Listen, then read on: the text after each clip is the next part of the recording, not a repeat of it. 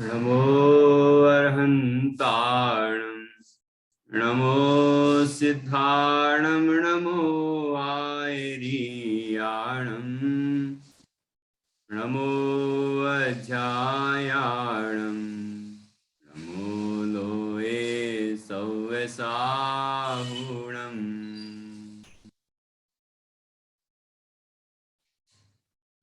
मंगलम भगवान वीरो मंगलम गौतमो गणी मंगलम कुंद कुंदाद्यो जैन धर्मो सुमंगलम।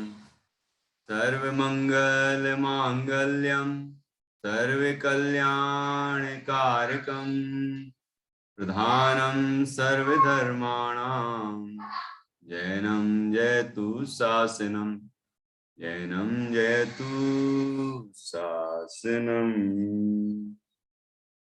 तीन भुवन में सार बीत राग विज्ञानता शिव स्वरूप शिवकार नमः त्रियोग समारिके।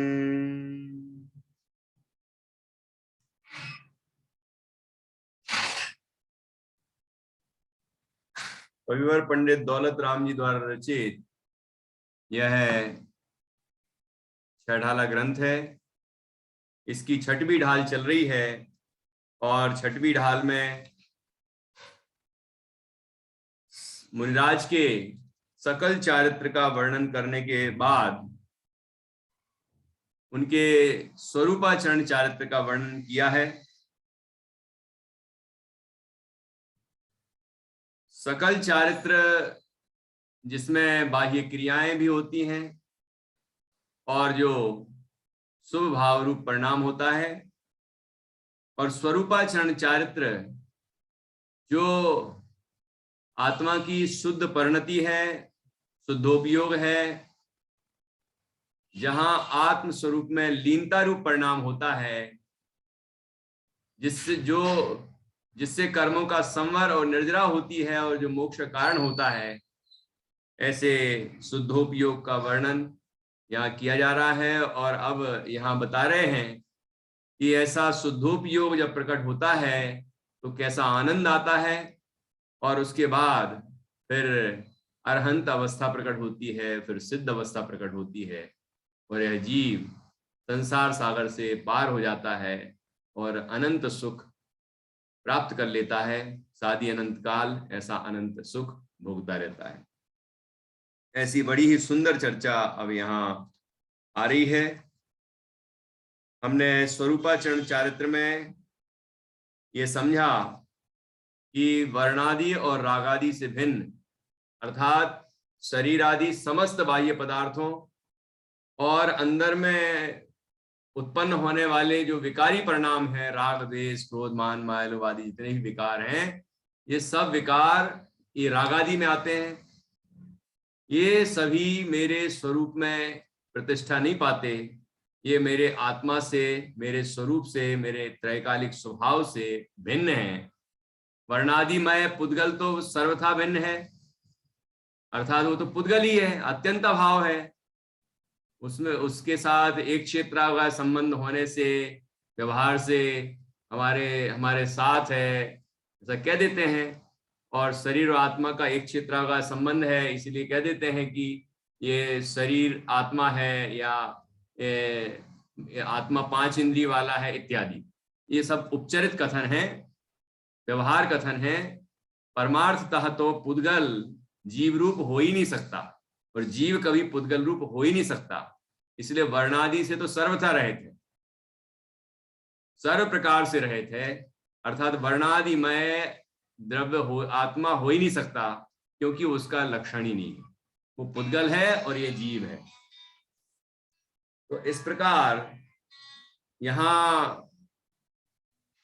वर्णादि से रहित आत्मा बताया, और फिर रागादि से रहित आत्मा का स्वरूप बताया कि आत्मा के परिणामों में, आत्मा के परिणामों में जो विकार उत्पन्न होता है वो विकार भी आत्मा का स्वभाव नहीं है। वो रागादि भाव, वो क्रोधादि भाव, वो आत्मा का स्वभाव नहीं है। यद्यपि आत्मा की पर्याय में पैदा हुए हैं, विकार हैं, लेकिन वो आत्मा के स्वभाव नहीं है। मतलब आत्मा का जो त्रैकालिक स्वभाव है वो वीतराग भावमय है, वो ज्ञानानंदमय है। और ये रागादिक भाव, क्रोधादिक भाव दुखरूप भाव है और आए हैं और जाने वाले हैं, कर्म के निमित्त से हुए हैं।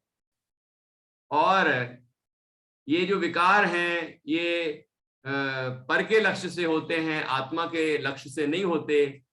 ऐसे ये सभी क्रोधादिक विकारी परिणाम, ये रागादि भाव, ये सब मेरे स्वभाव से भिन्न है और मैं ज्ञानानंदमयी शुद्ध चैतन्य आत्मा हूं।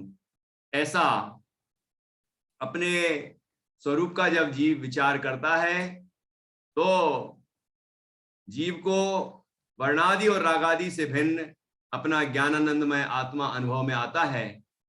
और आत्मा का जो अनुभव है, आत्मा की जो स्थिरता की दशा है, वही शुद्धोपयोग है। इस शुद्धोपयोग के होने से विकारी परिणामों का अभाव होता है। नो कर्म, द्रव्य कर्म, भाव कर्म सब नष्ट हो जाते हैं और आत्मा का जो स्वभाव है वह प्रकट हो जाता है। अनंत चतुष्ट स्वभाव है, अनंत दर्शन, अनंत ज्ञान, अनंत सुख, अनंत वीर, जो स्वभाव है वो प्रकट हो जाता है। आत्मा की सिद्ध अवस्था प्रकट हो जाती है। ऐसा ये शुद्धोपयोग का फल है। तो यही बात यहाँ बताई जा रही है। जब आत्मा का अनुभव प्रकट होता है, शुद्धोपयोग प्रकट होता है, तो प्रमाण, नय, निक्षेप, इनका कोई भेद नजर नहीं आता।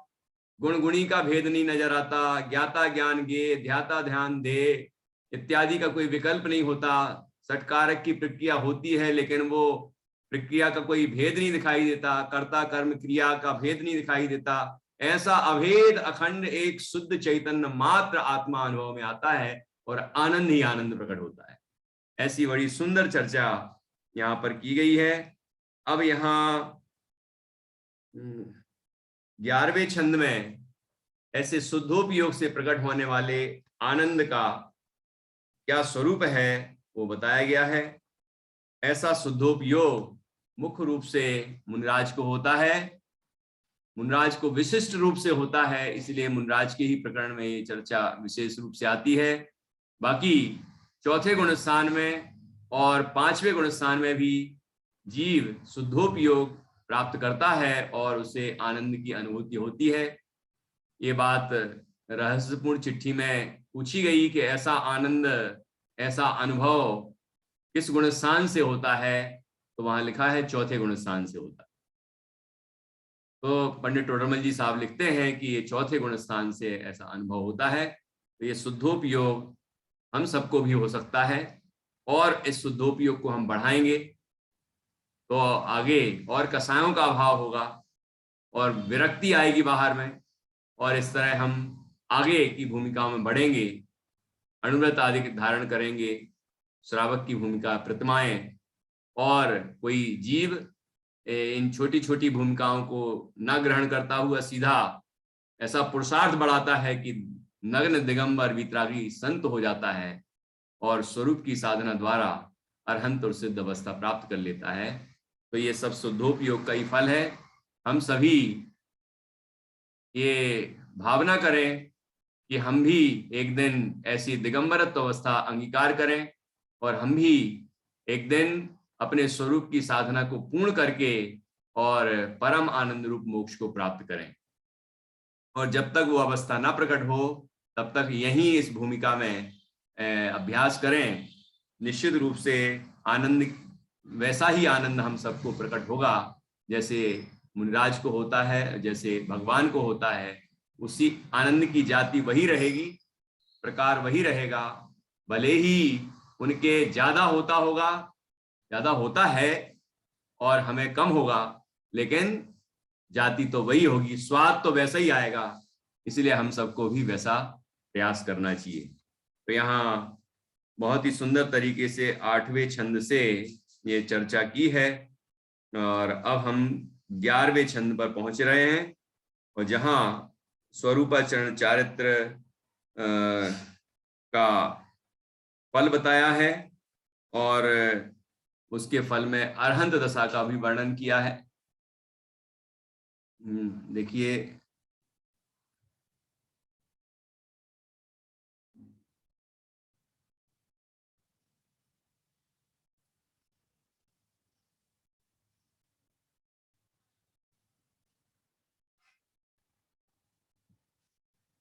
यो चिंत्य निज में थिर भये, तिन अकथ जो आनंद लह्यो।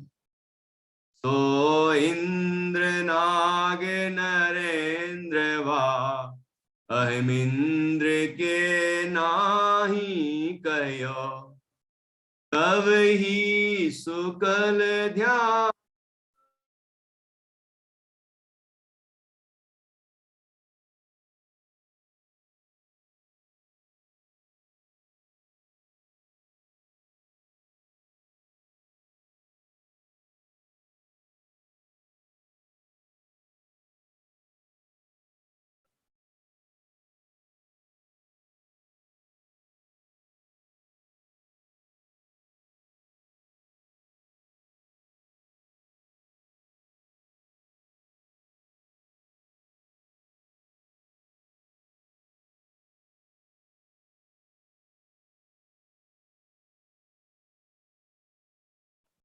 हमारी